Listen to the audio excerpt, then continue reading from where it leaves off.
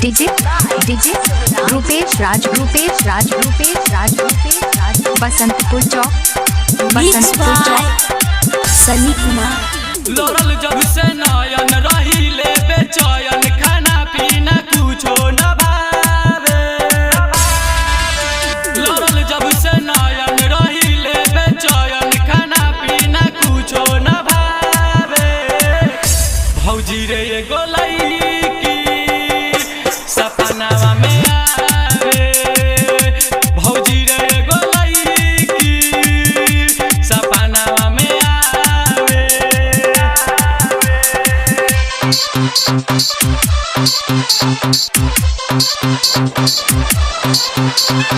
DJ DJ DJ DJ Rupesh Raj Basantpur चौक।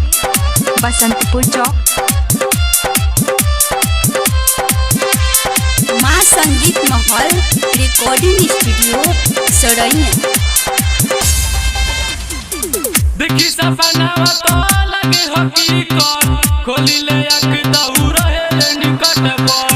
खोली ले आँख दहु रहे निकट पर। देखी सपनावा तो लगे हकीकत खोली ले आँख दहु रहे निकट पर। खोजी बिद के नीचे के मारी के पीछे कोई हमारा नजर न आवे। भौजी रे एगो लईकी सपनावा में आवे।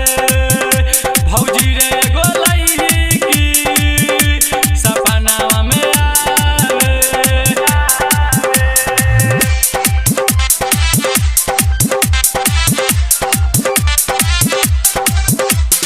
डीजे डीजे रूपेश राज